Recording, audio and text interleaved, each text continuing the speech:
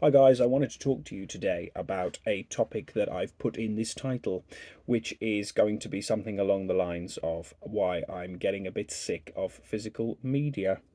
Not just a shock title, but I am actually getting a little bit sick of physical media. But the problem is, I just don't feel that there is a substitute to it. And it's getting to a point where everything is too expensive. I'll give you an example. I went to a popular game shop here in the UK and I saw a game that I used to own and I thought, I liked that game. It was the Mega Man compilation and it was for the PSP. And I had it quite a while back. £50, guys. £50. Um, and the problem is, in my opinion, right, I'm getting to an age now where my son, he's growing up, okay? All he's interested in is bloody Roblox. I'm sick to death of bloody Roblox. It's not a game. Sorry. They'll just alienate all my younger ones. They're all just going to go, what? Roblox is a game. Dislike. I don't care. It's not a game. Um, I grew up with, in the experimental times of games, back in the 90s when they were just making any old shit into a game. Who remembers Alien 3? Why did they make that into a game? Where you just ran along the side of the screen blasting 4 billion aliens, just like the film. Except there's only one alien in Aliens 3. Was it Alien 3? Who cares? It was shit. But yeah, I mean, £50 for a game. And there's times when I think to myself, I'd love to show my son this game. And then I go to a place to buy it, or I look on eBay, and it's ludicrous money. And I just can't justify the money. I just can't justify shelling out that kind of cash for a game. As you can see, I mean, I collect physical media. I've got lots of games, and I'm trying to collect my library. But the longer it goes on collecting, the more expensive these games are hiking up to.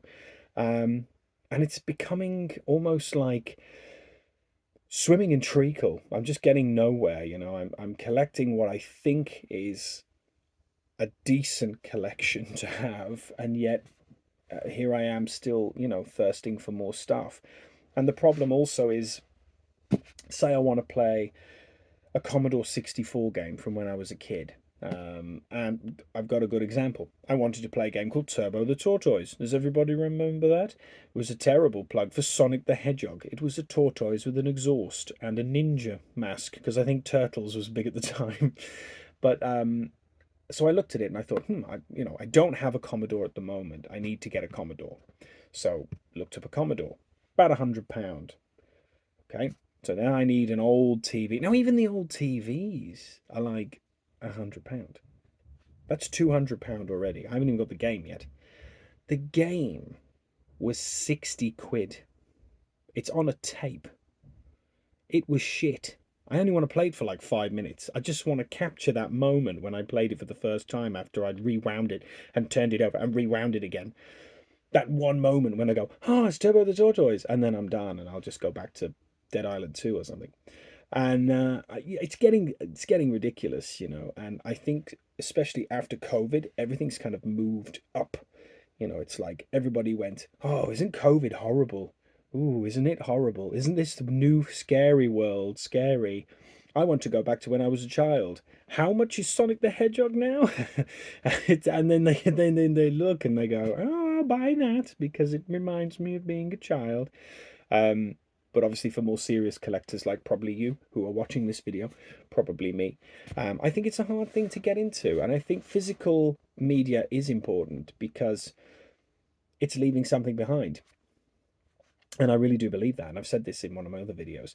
And yeah, I am getting to a point where I walk into CEX and I'm just like, oh, you know. You look at some of the old games and you think this was tripe, and yet you're charging 20 quid. And it's always the shit ones just because they're quite obscure.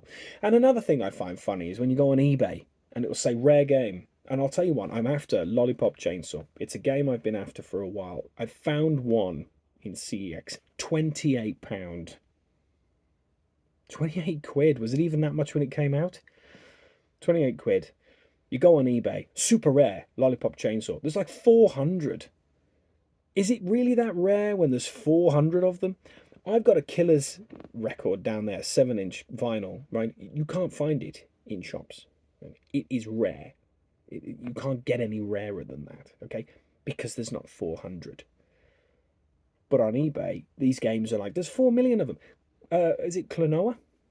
Door to Phantomile? That's another game I want. I really enjoyed that game. Wanted to show my kids, wanted to show my wife. This was a game I played when I was a kid. £130 for this game. It was a good little game, but it wasn't that much. You know, Harvest Moon games are really expensive. The Pokemon games are ludicrous. There's one, is it Pearl or Sapphire? It's like over £160 for a game. Castlevania Symphony of the Night is over £300.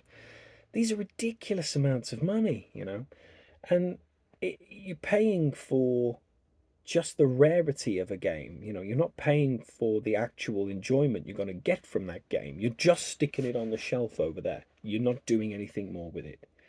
So it loses me a little bit, you know, and I get a little bit down about the whole thing. But what do you guys think? I mean, are you on the same bored as me? Do you feel the same as me? Do you feel like physical media is starting to weigh down? It's a storage thing. That's a bit of a given. Of course it is. You know, you have 50 or 60 discs. They've got to go somewhere, you know. You can't just put them in a corner. They've got to be stacked, you know. And it's nice to have a display. I've got a nice display of Xbox 360 games behind me, but you know, it's still not the easiest thing. But one thing is, obviously, once you put it into the machine, it'll play. But yeah, it's starting to bug me a little bit, you know. How many consoles do you have when you go, I've got enough now? I still don't have an N64. I still don't have, I had a Mega Drive that broke. I need to fix that. And then you've got to buy the games, and the games are crazy money. Whereas some of these emulators, they can give you like 10 or 15 or 20 or 30 games on there. And it comes bundled as one price, and usually with a HDMI capability. So yeah, I mean, I am getting a little bit fed up of it. I don't think I'm going to stop collecting physical media because it's a hobby and it's something I enjoy doing. I like collecting it. I like the fact that I have something physical in front of me and I go, ooh, I've got a game now. Which one is it? Ooh, Sonic the Hedgehog 3. And I think it's like a TARDIS. You then transport yourself back. There's nothing I like more than sticking an Atari on and just playing combat on my own at night. Those noises and the sounds, it's perfect, you know. So yeah, I mean, the problem is there's no alternative to it. You know, I just don't think that emulation is good enough, and I don't think these Game Passes work as well. At any point, they own your ass. You know, Subnautica was a game I really got into. I loved Subnautica, and it was on the Game Pass. And I played and played and played and played and played. And then one day I was like, I'm going to play Subnautica. It was gone. If you want to buy it from them, it was £35 to buy from the store. Gone. That was it. Didn't matter how far I got in the game. They decided, you've had enough now. You want it, you buy it. But obviously you go to the shops. It was £10 while it was on Game Pass. Now it's 25, you know. It just infuriates you, you know, that this is the world we live in now.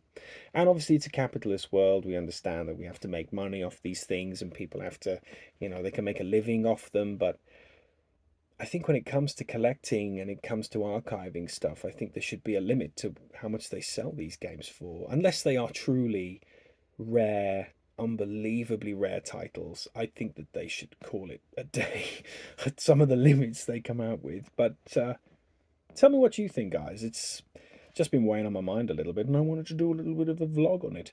But guys, thank you very much for joining me on this video. Hopefully you are subscribed. If you're not subscribed, click the little subscribe button down there, and we can talk about this a little bit more, because it's a passion I love.